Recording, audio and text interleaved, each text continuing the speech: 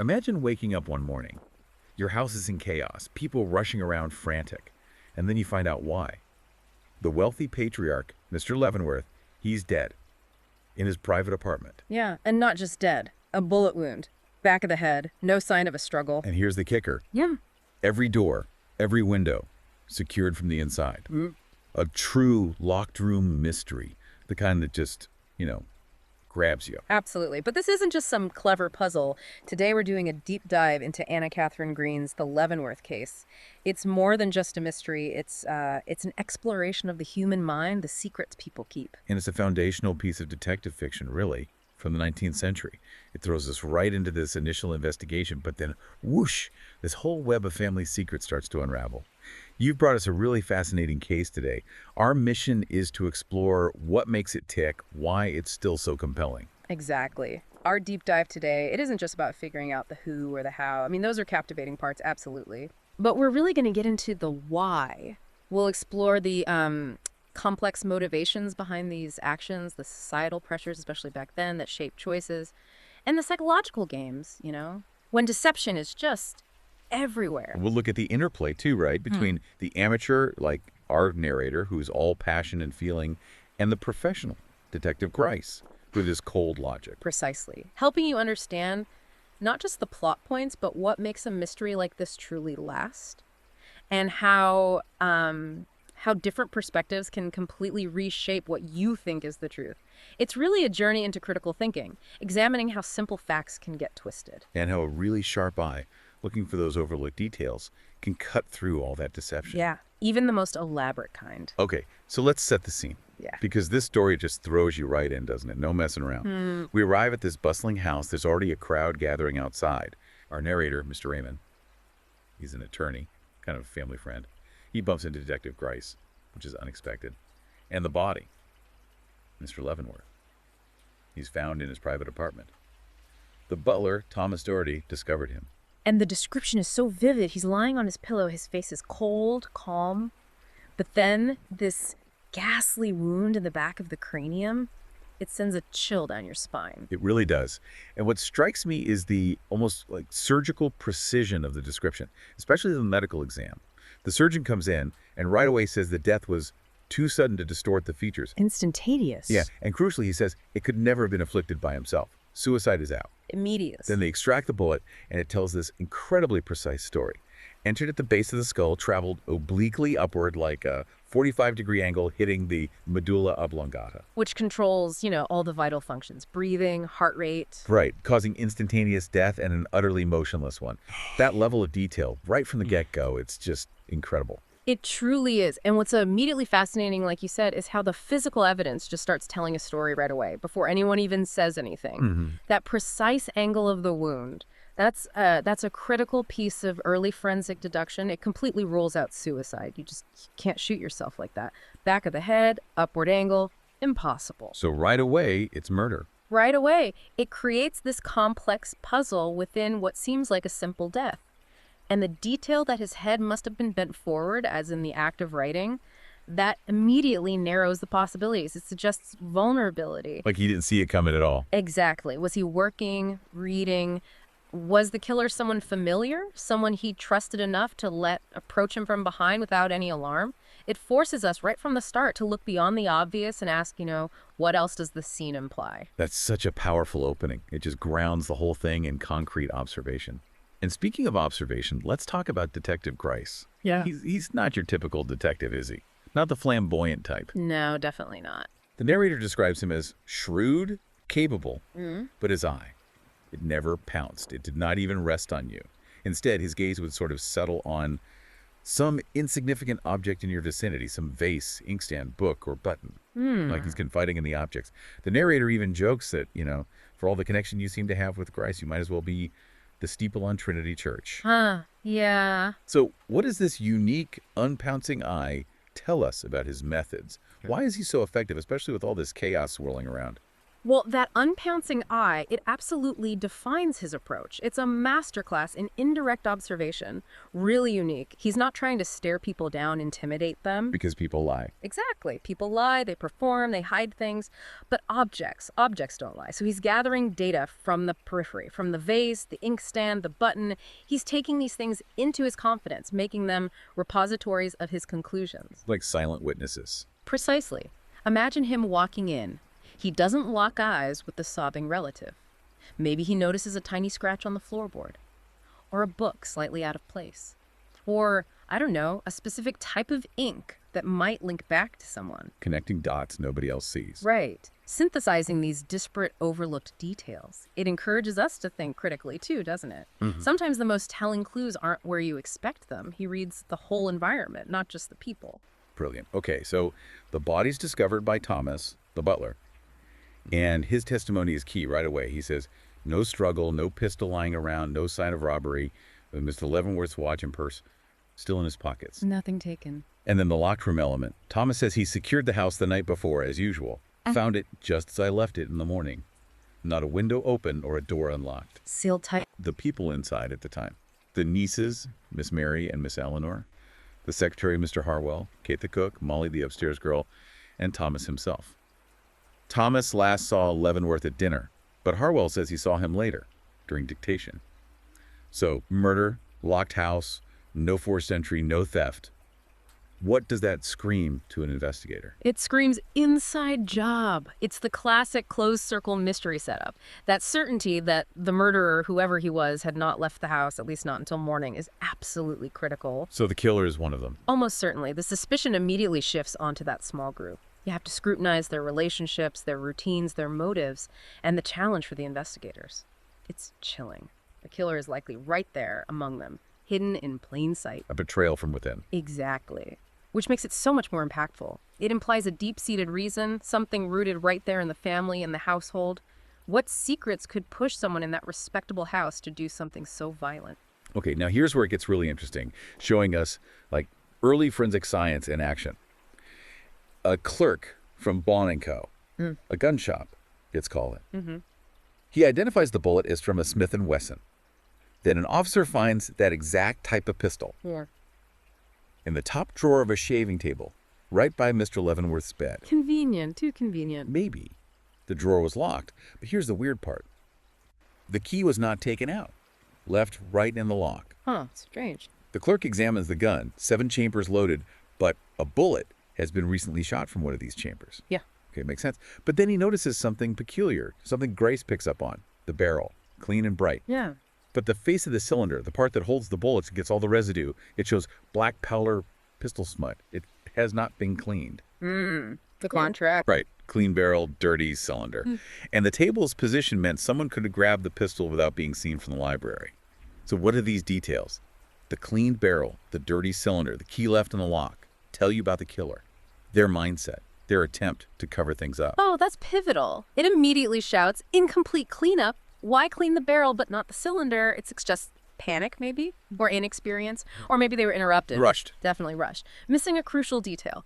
The clean barrel versus the dirty cylinder is this powerful little forensic signature. It screams human error. If you clean the barrel, why not the part that gets most of the residue? It's almost amateurish. And the gun being from his own room.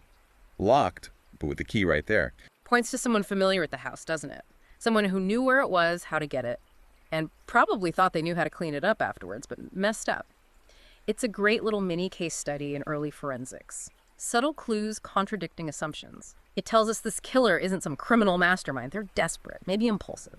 Okay, so to recap this initial phase, we've got the sophisticated, almost impossible crime. Locked room, gunshot. Definitely not suicide. Right. The victim's posture suggests vulnerability, maybe writing. The focus immediately zooms in on the household. No forced entry, no robbery. It's personal. Betrayal. Then there's Grice with his weirdly effective unpouncing eye, already looking past the obvious, connecting subtle dots. And crucially, the murder weapon. From the victim's room, yeah, but with this weird forensic signature, clean barrel, dirty cylinder, suggests a rushed, flawed cover-up. All this sets the stage for a really personal, psychological investigation. The killer's hiding in plain sight, but their mistakes are already starting to talk. Okay, so the scene's set. Suspicion is focused inward. It's clear the truth lies within that house, with those people, which means we have to look much closer at the nieces, Mary and Eleanor Leavenworth. Let's start with Eleanor. She's such a complex figure from the moment she appears. Definitely. Initially, she's described like a grand, indignant pythoness, showing unspeakable wrath and menace. It's intense, so intense that Harwell, the secretary, even mentioned seeing her near Mr. Leavenworth's bed about 3 weeks earlier, holding a pistol. That's damning. Yeah. But later, when questioned, she denies knowing anything, says she was detained in her room. Yet the narrator overhears her say something ominous. I do not accuse your hand, but your heart, your head, your will, those I do and must accuse. Wow. Cryptic. And then she gets really agitated when they ask about a handkerchief found with pistol smut on it and some piece of paper she supposedly took. She just clams up. Lofty silence. Absolutely disdain to reply, says she's perfectly aware of her position and prepared to maintain it. I gotta say, Eleanor's silence, her defiance, it felt incredibly suspicious to me right away. Is that a common trap? What do you make of her? You've hit on something crucial. Yes, her behavior is almost perfectly crafted to draw suspicion. She becomes this immediate prime target, both for the police in the story and for us reading it. Right. Her calculated stoicism, it's fascinating. Such a contrast to the emotion we'll see elsewhere, but that silence, it's a double-edged sword, isn't it? On one hand, it projects strength, dignity, a refusal to be rattled. But on the other hand, In a murder investigation, silence looks like guilt, especially when you pile on that circumstantial stuff. Harwell seeing her with a pistol, the handkerchief with the smut, the missing paper. Those are potent bits of evidence. Her silence just magnifies them, makes her seem not just defiant, but like she's hiding something terrible. even the narrator hopes she's innocent because she's beautiful. Another bias. Exactly. Another common human bias. But her actions, her silence, they keep casting doubt. Is her dignity a mask for guilt? Or is it something else entirely? Maybe protecting someone. Or a secret totally unrelated to the murder. It just shows how easily we can misread behavior, especially under pressure, and jump to conclusions based on appearances. It's a powerful point about misinterpreting silence. Now, Mary Leavenworth, Eleanor's cousin, she's the opposite. All emotion. Tears and wails. Right. She was adopted by Mr. Leavenworth after her parents died. Deeply emotional. Our narrator, with his predilections, thinks she's innocent because she's beautiful. She's worried about Hannah, the missing seamstress. And then we find out Mary is the main beneficiary of the will. Ah, the money angle. Yeah. She was much agitated when her uncle missed breakfast. Very pale after going to his room. She tells the narrator she's loaded down with sorrows, oppressed by perplexities and terrors. And she said something really interesting. Very great wealth is never a blessing. How does her emotional display compare to Eleanor's stoicism for an investigator? And what might those comments about wealth really mean? Just grief or something deeper? Oh, it's definitely something deeper. And it highlights that difference in how people react. Eleanor's silence fuels suspicion, Mary's overt grief. It can also be a kind of misdirection, or maybe just a reflection of a really profound internal conflict. How so? Well, she's the heiress. Her distress positions her near the motive pool, sure, but it does so in a way that generates sympathy, not immediate suspicion like Eleanor's silence.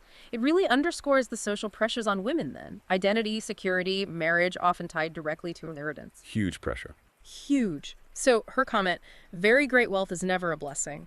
It hints at more than just grief over her uncle. It suggests a burden, a perceived curse, maybe. The difficult choices or actions that inheriting such wealth might force upon her. We have to look past the surface emotions and consider the impact of societal expectations, personal desires, and this immense fortune all landing on this young woman. It really starts digging into those social and cultural angles of wealth and gender in the 19th century. And if that wasn't complex enough, Yeah. here comes the bombshell. A massive secret blows everything wide open. Okay, let's hear it. Henry Clavering, he's this English gentleman the narrator saw briefly at the inquest. He reveals to the narrator that he secretly married an American girl in New York State last July. Secretly? Yeah. And get this, it was a civil contract, required neither license, priest, ceremony, nor certificate. Basically a common law marriage. The problem, the witnesses, a minister now dead, and his hired man, who's vanished, are gone. Untraceable. He says the Leavenworth family, especially Mr. Leavenworth himself, were dead set against the match. Mr. Leavenworth had this hatred for the English race that almost amounted to a mania. Wow. Strong prejudice. And now, the woman he married. She seems disposed to deny that any such ceremony ever took place. She's denying it. Yeah. The narrator, being a lawyer, confirms that common law marriage was actually legal in New York then. Just saying, from this time we are married, could be enough. So how does this revelation, the secret marriage, the denial, the legality, just completely change the game regarding motives? And what's it tell us about marriage laws back then compared to now? This is genuinely explosive. It connects everything. Mr. Leavenworth's intense prejudice gives a huge reason for the secrecy. This whole common law marriage thing, it's vital to understand. So different from today, right? No licenses, no official records in many Oh, cases. so that's formal. Exactly. Which made it easier to get married, maybe, but incredibly hard to prove later, especially if one person denies it and the witnesses are gone, like here. Suddenly, Clavering has a massive potential motive. Eliminate the prejudiced uncle, secure his marriage, his inheritance. Or maybe he's the one being wronged. That too. If she's denying the marriage, that's a huge betrayal. It could fuel revenge, desperation. It positions him both as a potential suspect and a potential victim of circumstance. And comparing that informal system to today's legal hoops shows how much things have changed and how precarious things could be, especially for women, based on these secret deals. This secret marriage just throws gasoline on the fire. Motives everywhere: love, money, avoiding scandal, avoiding financial ruin. The stakes are incredibly high. So Mary's caught in this brutal spot. Huge fortune or the man she loves. We find out from Eleanor's diary that Mr. Leavenworth explicitly threatened to disinherit Mary, give everything to Eleanor if Mary married Clavering. The threat was real. Yeah. Eleanor felt wretched about it, thought Mary would give Clavering up. But Mary tells Eleanor no intention of giving him up. And she marries him secretly. Mary even tells the narrator she was raised to worship money, feels utterly lost without it, but then says, "I cannot say to Henry Clavering, 'Go, I love my riches better than you.'" What a conflict. And Eleanor's diary confirms it. July 30, midnight. Mary Leavenworth is a wedded wife, just returned from seeing her give her hand to Henry Clavering. This internal battle, how does this clash between greed and love create such a powerful motive? What's it really tell us about Mary? This conflict, it's the absolute core of the drama, isn't it? And it forces that question. Who benefits most? Who loses most if Leavenworth dies? His will becomes this weapon of control. Threatening her entire future. Exactly. And Mary's confession about worshiping money, feeling lost without it, it reveals this deep insecurity, this dependency that might go beyond just wanting comfort. It suggests that while her love for Clavering might be real, that ingrained desire for security, that worship could be just as strong, maybe even stronger. Strong enough to. Strong enough to drive unthinkable actions. It certainly opens that door. It makes her character way more complex than just the grieving heiress. We're left asking those recursive questions. Why risk so much for love if money is everything? How deep does her loyalty go? What if the uncle hadn't been so prejudiced? It digs right into the core of human motivation. What will people do for love? For money? For both? So we've plunged into these secret lives. Eleanor, under suspicion due to evidence and her silence. Mary, all emotion but torn between love and money. Then the secret marriage, forbidden by the prejudiced uncle, changing everything. The threat of disinheritance creates this massive motive, pulling us deeper into this tangled web of desire and desperation. Okay, with those complex motives simmering, let's follow this really tragic and deceptive thread. Hannah Chester, the seamstress, the lady's maid. She disappears the night of the murder. Vanishes. Yeah. They find her trunk later, and it shows she had not stopped to grab any money. Suggests she didn't flee after stealing something, but left in a huge hurry, maybe scared. Fleeing something. Grice sends his agent Q to find her. And Q does. Hannah's found dead in a town called R, where she was being hidden by a Mrs. Belden. Found in a death-like state, eyes half opened. The narrator thinks she'd been dead for some hours. And Q saw something crucial. Right. Q observed her swallowing something which he believes to have been the occasion of her death. Poison. Sounds like it. We also learn Mary used Hannah to carry secret letters to Clavering. So Hannah knew about the marriage. But Eleanor had intercepted Hannah, warned her off Mary, which is why Hannah actually left the Leavenworth house. Then Mrs. Belden says Hannah begged her to hide her, and she agreed out of love and admiration for Mary. Okay, so Belden's involved because of Mary. Then the real shocker. A rudely scrawled confession found on Hannah's body describes the killer as having a black mustache, implying Clavering, and asks that Eleanor not be bothered. What does the supposed suicide in this confession immediately signal to investigators, especially Grice? How does it bust that initial myth? Oh, this is where the layers of deception just peel right back. It's pivotal. The immediate reaction has to be suspicion, right? Her disappearance suggests a witness fleeing. But then this suicide and a confession that conveniently points to Clavering, the black mustache, and deflects from Eleanor, it's almost too neat. Feels planted. Exactly, it feels manufactured. And the thing that completely demolishes the suicide myth the detail Grice uncovers is that Hannah was basically illiterate until very recently. She learned to write after she left here. So she couldn't have written that confession. Impossible. That one fact transforms the rudely scrawled confession from a genuine note into an obvious calculated plant. It screams frame up, trying to pin it on Clavering, maybe muddy the waters around Eleanor too by mentioning her. And most chillingly, it means someone wanted to silence Hannah, the witness who knew too much about the secret marriage. This isn't just a tragedy, it's an engineered cover-up, cold-blooded. Incredible how one detail, literacy, unravels it. And speaking of constructed deceptions, let's look at the evidence piled against Eleanor early on. It looked really bad for her. It really did. The bullet from Leavenworth matches the Smith & Wesson found in his room. Okay. Then, Eleanor's handkerchief, stained with pistol smut, is found hidden deep down behind the cushion in the fireplace of the murder room. A classic hiding spot. Right. And the key to that pistol drawer, the one left strangely in the lock, it's later found in Eleanor's possession. Remember, the clerk noticed the pistol's barrel was clean, but the cylinder dirty. The incomplete cleaning job. Yeah. The narrator even admits he didn't realize the handkerchief was Eleanor's until he used it to wipe the barrel clean. And then, the most damning part. Harwell admits he personally placed the pistol key in Eleanor's hands. How did these seemingly solid facts point everyone straight at Eleanor? What's it teach us about the danger of circumstantial evidence? Well, this is a perfect storm of misleading evidence, carefully manipulated, and it raises that crucial question. How do you find the truth when the facts themselves are lies? These pieces, the handkerchief with her initials, the key found on her, the matching bullet, they form this overwhelming body of circumstantial evidence. It all points directly at her. The police, even our narrator at first, they follow these tangible links. It seems logical. Looks like an open and shut case against her. Exactly. But the power of circumstantial evidence lies in its interpretation. Each piece might seem small, but weave them together, and you create a story. Here, it's a false story, crafted through planted evidence. It makes the obvious conclusion totally wrong. It's a textbook example of misdirection, reminding us to always question how easily a conclusion forms. What looks like a clear trail can be a cleverly laid trap. It really highlights the risk of relying only on circumstantial stuff without digging deeper, because it can be faked. Chilling. But then, another piece of evidence pops up, throwing suspicion somewhere else entirely.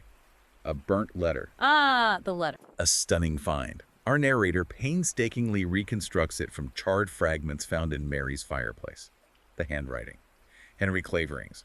The letter is addressed to a Mr. Horn, maybe Horace. And it expresses this deep resentment towards, quote, a niece whom yo one to, who see the love and trust any other man cardiful so chars.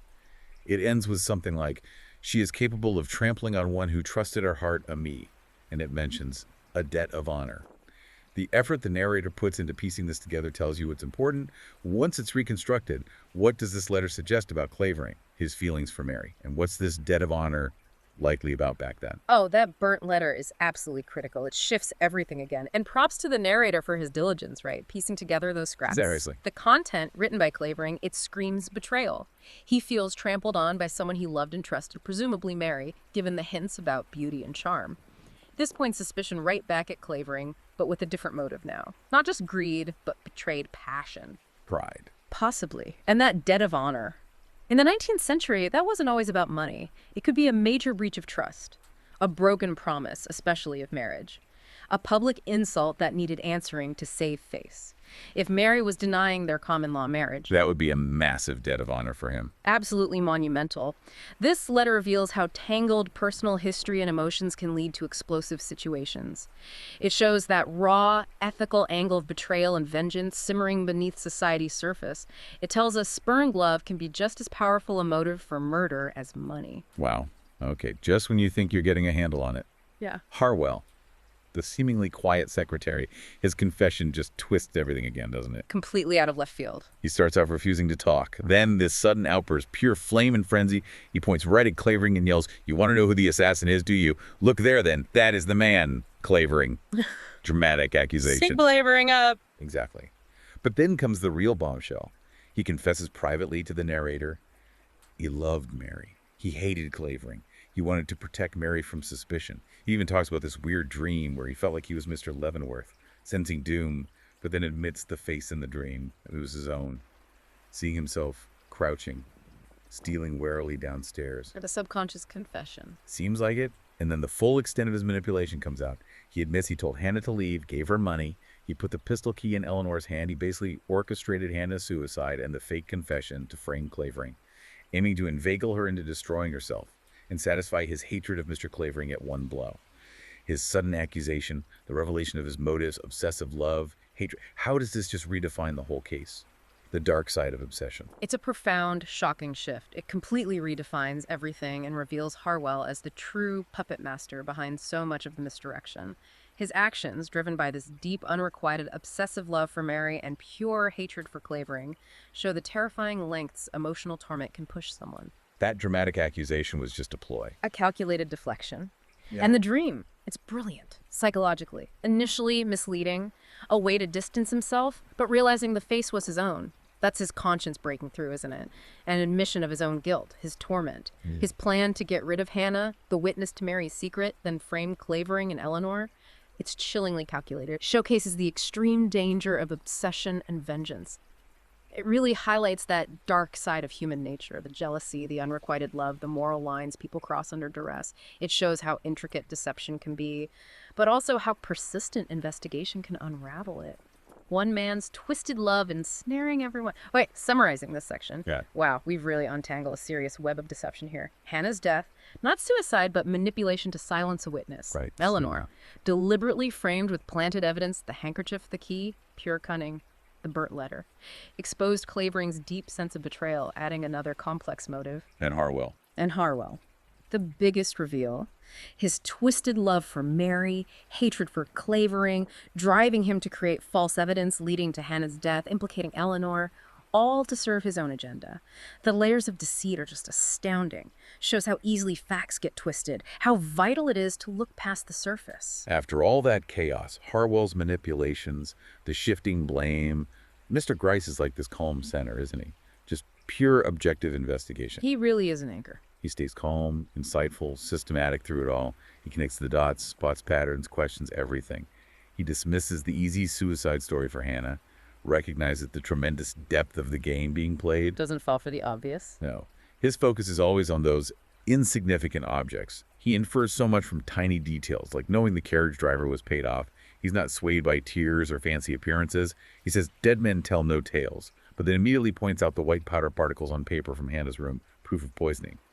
The objects do tell tales, if you listen. Exactly, if you know how. He even knows Eleanor probably won't talk. The girl cannot help her, but insists she must be found for all that. How does his meticulous, almost detached method contrast so sharply with all the emotion? What's it teach us about effective problem solving? Critical thinking. Oh, it defines detective craft, doesn't it? And it's a huge lesson in problem solving. Gryce embodies that relentless pursuit of objective truth, even when everyone else is drowning in emotion and bias. He trusts the evidence. Absolutely. His skepticism about the easy answers, like Hannah's suicide, pushes him to look at the physical evidence, those powder particles. That reveals the real sinister truth. He doesn't just listen to stories, he verifies them. Sends agents like Q for specific, overlooked details. His whole method is about critical thinking, not just what's said, but why it's said and what physical proof exists. He understands emotional narratives can distract from cold, hard facts. It forces us to question assumptions, too. Right. Delve deeper. Understand that complex problems need discipline, system, trusting evidence over testimony. He sees the depth of the game and knows only by focusing on those silent witnesses, the undeniable facts, can you find the real killer. Logic over gut feeling. And contrasting with Gryce's professionalism, there's our narrator, Mr. Raymond. He starts off so sure of his feelings, his instincts, but he keeps getting proven wrong. Corrected by the facts, by Gryce. He's our learner. Yeah, an emotionally invested amateur. Believes Eleanor's innocent because she's pretty. Reluctant to be a spy on Clavering, feels morally iffy, but despite all that, he does diligently reconstruct that brunt letter. He becomes this valuable, though still emotional, assistant to Gryce. Mary even asks him to work on her uncle's manuscript, giving him insider access. What's his journey tell us about amateur enthusiasm versus professional rigor? the risks and opportunities. His arc is so important for us, the listeners. He is the learner persona. He starts out like maybe many of us would, swayed by appearances, charm, personal feelings. Very. But through it all, he slowly, sometimes painfully, learns he needs thoroughness, objectivity, some detachment. His hard work on that letter, even with his biases and discomfort, shows the value of persistence, even from an amateur. It's that blend of passion and persistence you need, and how you grow by facing uncomfortable truths. But his emotions are a risk. Definitely. He's easily manipulated, as Harwell showed. That's the risk. But the opportunity. His insider status. He's a family friend. He gets access. Grice never could. Grice even admits he cannot pass myself off for a gentleman in that society. Raymond gathers intimate details from within. He's flawed, yeah, but invaluable. Shows how different skills, different perspectives, even flawed ones, contribute to solving the puzzle. That's a great point. His amateur status is actually an advantage sometimes. Okay, let's talk Mrs. Belden. Seems like this kind, charitable widow in R. She hides Hannah Chester, supposedly at Mary's request. Out of love and admiration for Mary. Right. Denies knowing what Hannah saw or heard. The narrator finds her story about Hannah showing up plausible. Hannah was desperate. But then this chilling detail. Mrs. Belden admits she locked Hannah in her room at night. Said she always did when anyone was in the house. Locked her in. And later, the narrator finds Mrs. Belden hid a box of papers letters between Clavering and Mary in her barn. He gets them just as the barn is burning down. She had letters from Clavering to Amy Belding, Mary's alias. How does her story, especially locking Hannah in, complicate things?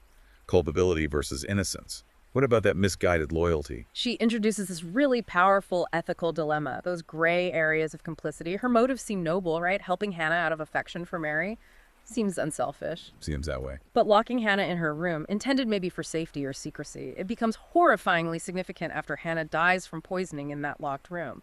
It shows how seemingly harmless actions driven by loyalty can have devastating consequences, even without direct intent to harm. Unintended consequences. Exactly. Her love and admiration for Mary, while sympathetic, shows how affection can cloud judgment, make you unwittingly contribute to a cover-up.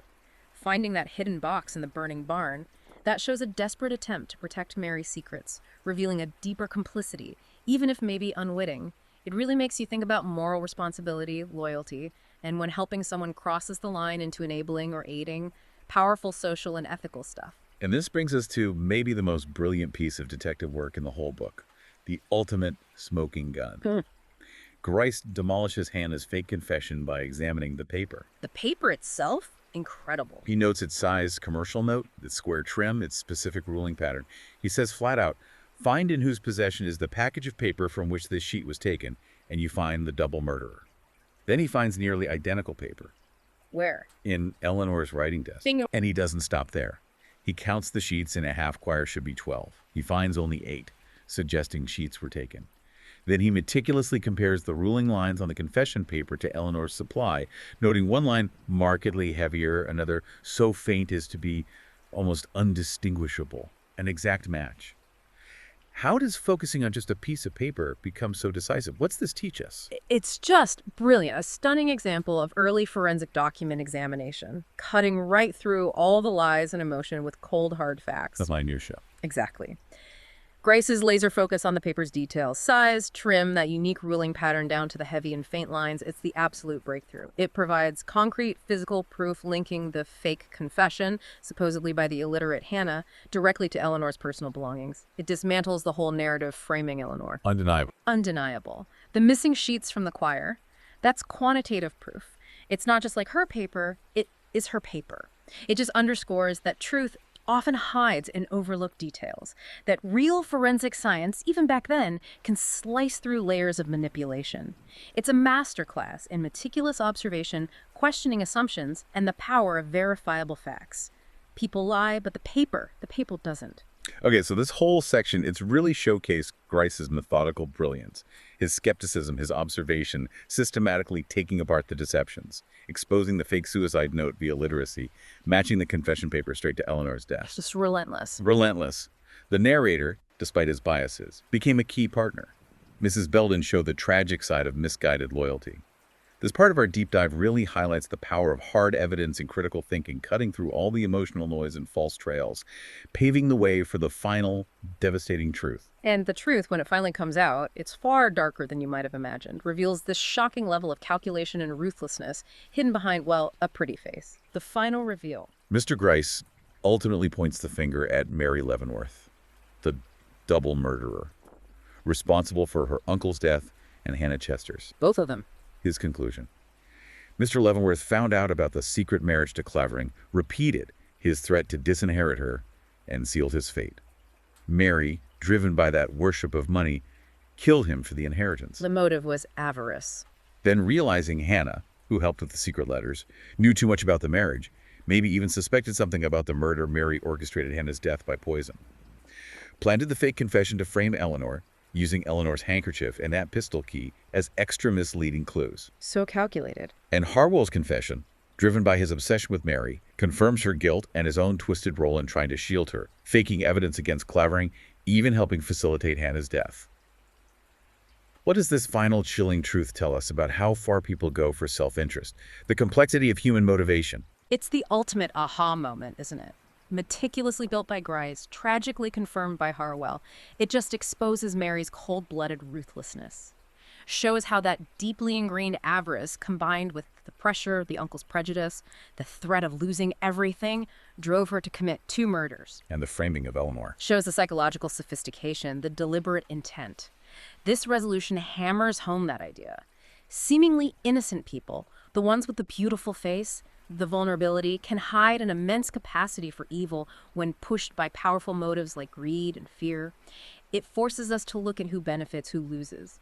Mary wanted the money, but loses everything else: morals, freedom, peace. Eleanor loses her peace for a while, faces accusation, but gets vindication. Harwell loses his freedom for his obsessive love. It's a stark picture of ambition and fear, twisting someone's moral compass completely. And the climax. Yeah. It's intensely powerful, so emotional. After the proof is undeniable, Eleanor confronts Mary.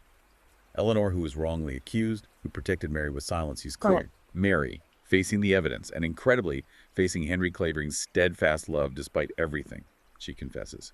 And what's striking is Eleanor's forgiveness. She says her own sin against you is too great, and Mary replies, "My shame is great enough to lead me to forgive anything." Then Mary makes this huge choice. Rejects the tainted inheritance, declares, "From this day, Mary Clavering owns nothing but that which comes to her from the husband she has so worthily won." Wow. Choosing love over the money. Yeah. And all while Harwell's making these desperate, unheard pleas to her, what does this final act, the reconciliation, Mary's choice reveal about forgiveness, about values beyond money? It offers this really nuanced look at consequences beyond just legal justice. It touches on redemption, human connection. Mary's confession, prompted by exposure and by Clavering's love, suggests a kind of moral reckoning, a breaking point, her rejection of the inheritance. Choosing love over that blood money, it's a profound statement about the true cost of her ambition, a realization that wealth gained like that brings no happiness, and Eleanor's forgiveness. Despite everything she went through, it speaks volumes about family bonds, the capacity to move past betrayal. It makes us think about the long-term impact, not just on victims, but on perpetrators, on everyone connected. The possibility of moral renewal, even after darkness. It's a powerful ethical and cultural statement. Societal pressures shape us, yes, but personal values can ultimately win out over greed, leading to some kind of peace, maybe. Hard one, though. So after this entire deep dive, the twists, the turns, the characters, what does the Leavenworth case ultimately leave us with? What are the big takeaways? Well, this whole deep dive, it's really been a masterclass in how human biases, desires, secrets, how they all intertwine to create these terrible tragedies. It highlights that constant struggle between appearance and reality, and the absolute necessity of critical thinking to find the truth. From Gryce's eye. Right. From Gryce's unpouncing eye and his refusal of easy answers, to the narrator painstakingly rebuilding that burnt letter, to the forensic analysis of that simple piece of paper. Every detail hammers home. Complex problems get solved by questioning assumptions, by meticulously examining the seemingly insignificant. Looking beyond the surface. Exactly. It's a powerful reminder that justice often depends on those willing to look beyond the surface, regardless of personal feelings, social pressures, or the charm of an innocent face. It makes us keep asking, why do we trust appearances so easily? How do our own prejudices blind us? And what are the benefits when we commit to unbiased, evidence-based truth-seeking? The resolution here, it's painful, but it restores justice, clarity, even while revealing the depths of human cunning and the enduring power of truth. What an incredible journey into the Leavenworth case. We really navigated a labyrinth, didn't we? Locked room murder, hidden marriage, fake confession, chilling motives of revenge, avarice. All tangled together. We saw Detective Grice's amazing ability to see past the obvious, the narrator's journey from emotional observer to diligent helper, and that tragic web of choices trapping Mary Eleanor Harwell. It really holds up, a true classic of detective fiction. And this deep dive, it really shows how carefully built stories in books and in life can fool us, right? It challenges us constantly. Question what you see, what you hear, even what you feel. Because sometimes, yeah, the most innocent face hides the darkest plans, and the most stoic silence might be shielding a really complicated, painful truth. It makes you wonder, doesn't it? In our own lives, what truths might be hiding just under the surface, waiting for a sharp eye to notice that, uncleaned cylinder, or that stray piece of unique paper. What seemingly tiny details are you overlooking in the stories around you? Or maybe in the stories you tell yourself? That's a great thought. Next time you find yourself lost in a mystery, or even just trying to figure out a complex situation in your own world, remember the lessons from this deep dive into the Leavenworth case. Think about those hidden motives, how deceptive appearances can be, and the crucial role of unbiased, meticulous investigation. What really drives people, and how much are our own biases getting in the way when we try to find the truth. Thanks for joining us for another deep dive.